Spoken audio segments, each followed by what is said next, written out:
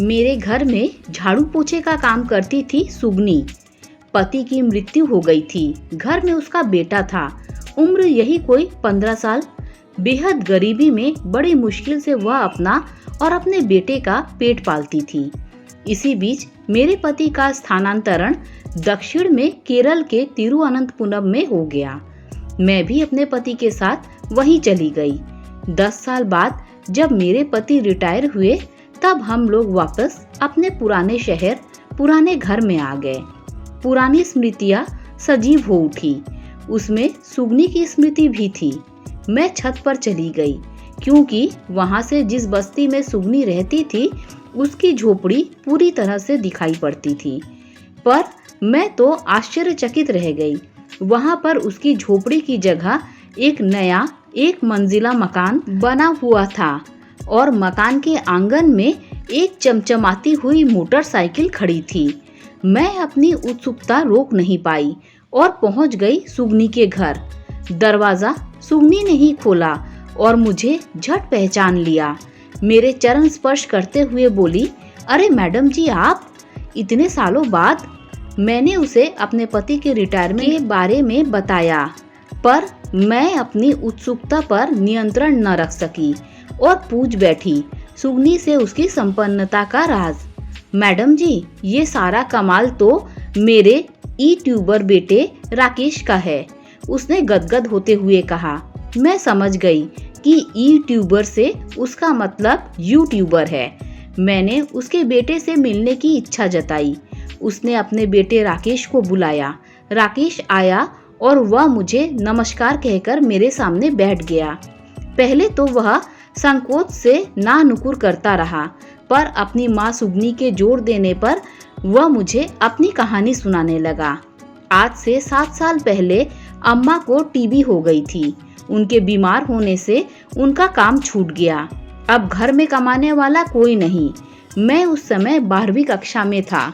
अम्मा की बीमारी के कारण मुझे 12वीं पास करके पढ़ाई छोड़नी पड़ी।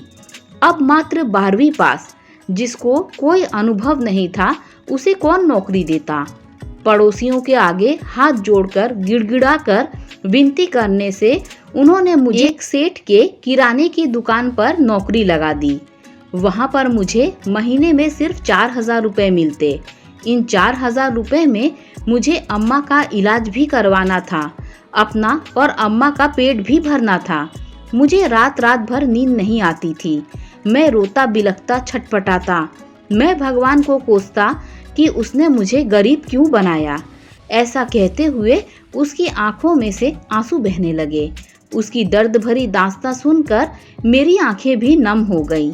थोड़ी देर लगी उसे संयत होने में। वह फिर आगे बोला, जिस दुकान में मैं काम करता था वहां पर सभी लोगों के पास स्मार्टफोन था, सिर्फ मुझे छोड़कर। खाली समय में वे लोग व्हाट्सएप पर चैटिंग करते, यूट्यूब पर गाना सुनते। उन्हें देखकर मेरी भी इच्छा होती कि काश मेरे पास भी स्मार्टफोन होता, पर गरीबी के कारण मन मसोट कर रह जाता। राकेश ने मेरी तरफ देखा। मुझे अपनी बात ध्यान से सुनते देख उसने आगे कहा, मेरी मेहनत और ईमानदारी को देखकर सेठ जी ने मेरी तनख्वाह बढ़ा दी, तो मैं अपने आप को रोक नहीं पाया और मैंने किश्तों पर स्मार्टफोन खरीद लिया। अपनी नादानी भरी बात पर वह स्वयं ही धीरे से मुस्कुरा दिया। फिर बोला, एक दिन यूं ही मैं YouTube पर नई फिल्म के गाने देख रहा था। तभी संयोगवश मेरी निगाह एक YouTube वीडियो पर गई, जिसका शीर्षक था YouTube से पैसे कैसे कमाएं। ये वीडियो देखकर मेरी आंखों में तो चमक आ गई। मैंने उसे ध्यान से देखा, स्टेप बाय स्टेप उसे समझा और अपना एक YouTube चैनल हमारे मंदिर बनाया। दूसरे दिन सुबह सुबह उठकर मैं शहर के प्रसिद्ध हनुमान मंदिर में पहुंचा।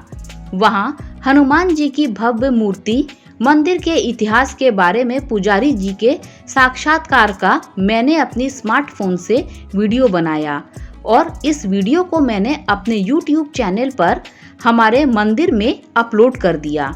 मैं दुकान से छुट्टी वाले दिन कभी शहर के माँ दुर्गा, कभी गणेश भगवान, तो कभी साईं बाबा, बालाजी के भव्य मंदिरों के वीडियो बनाकर अपने YouTube चैनल पर अपलोड करता और इस YouTube चैनल को देखने का आग्रह मैंने WhatsApp पर अपने दोस्तों से, अपने पड़ोसियों से किया और किराने की दुकान जिसमें मैं काम करता था वहां पर मैंने एक बहुत बड़े कागज में लिखकर उसे चिपका दिया, जिसे देखकर दुकान में आने वाले ग्राहक इसे देखकर मेरे YouTube चैनल हमारे मंदिर को देखें, उसे लाइक करें और इसे सब्सक्राइब करें। तभी सुगनी चाय लाई और हम दोनों ने चाय पी। मेरी उत्सुकता चरम सीमा पर थी। मैंने उससे आगे और बताने का आग्रह किया। उसने आगे अपनी बात बताते हुए कहा, गणपति उत्सव के दिनों में तो रात को दुकान से छुट्टी होने पर मैं साइकिल से जाता और एक दिन में कम से कम 10 गणपति पंडालों में विराजमान गणेश भगवान की मूर्तियों के वीडियो बनाकर उसे अपने YouTube चैनल पर अपलोड कर दिया। मेरे चैनल को मुश्किल से 300 से 400 व्यूज मिलते थे। अचानक से 1000 व्यूज मिले। लोगों को घर बैठे गणेश भगवान के विभिन्न रूपों के दर्शन हो रहे थे। ये व्यूज क्या होता है? मेरा प्रश्न था। जितने दर्शक व्यूअर्स किसी YouTube वीडियो को देखते हैं उसे व्यूज कहते हैं। उसने मेरी शंका का समाधान करते हुए उत्तर दिया। फिर आगे बोला, 1000 व्यूज आने से अब मेरे पास पैसा आने लगा। मेरा उत्साह बढ़ा। अब मैंने अपने शहर के अलावा दूसरे शहरों के प्रसिद्ध मंदिरों के भी वीडियो बनाकर अपने YouTube चैनल में अपलोड करने लगा। खूब मेहनत करता। कभी कभी तो रात में सिर्फ 2 घंटे ही सोता, क्योंकि सुबह सेठ जी की दुकान पर भी मुझे काम करने जाना पड़ता। उसने अपने सामने रखे गिलास में से पानी के कुछ घूंट पिए और अपने सूखे गले को तर कर बोला, धीरे धीरे मेरा YouTube चैनल हमारे मंदिर लोकप्रिय होता गया। उसके परिणाम स्वरूप मेरे चैनल के व्यूज की गिनती भी बढ़ गई और साथ ही साथ मेरी कमाई भी। अब तुम YouTube से कितना कमा लेते हो? ये मेरा प्रश्न था। करीब 60 से 65 हजार रुपए प्रति माह। इन्हीं रुपयों से मैंने अम्मा का इलाज करवाया, घर बनवाया और मोटरसाइकिल भी खरीदी। उसने बड़ी विनम्रता से मुस्कुराते हुए उत्तर दिया। सांझ हो चली थी। मेरा भी अपने घर में दिया बाती करने का समय हो चुका था। मैं चलने के लिए उठ खड़ी हुई। राकेश ने मेरे चरण स्पर्श करते हुए कहा, आप मेरे सिर पर दुआ का हाथ रख दीजिए, जिससे कि मैं भविष्य में और भी अधिक उन्नति कर सकूं। मैं उसे ढेरों आशीर्वाद देते हुए उठी और चल पड़ी अपने घर की ओर। घर वापस जाते हुए रास्ते में मेरे दिमाग में यही बात आ रही थी कि किसी ने ठीक ही कहा है, गरीब घर में पैदा होना अभिशाप नहीं, पर गरीबी में जीना अभिशाप है। राकेश ने गरीब घर में जन्म तो लिया था, पर अपनी कड़ी मेहनत, ईमानदारी और लगन से गरीबी के अभिशाप से हमेशा के लिए मुक्ति पा ली थी।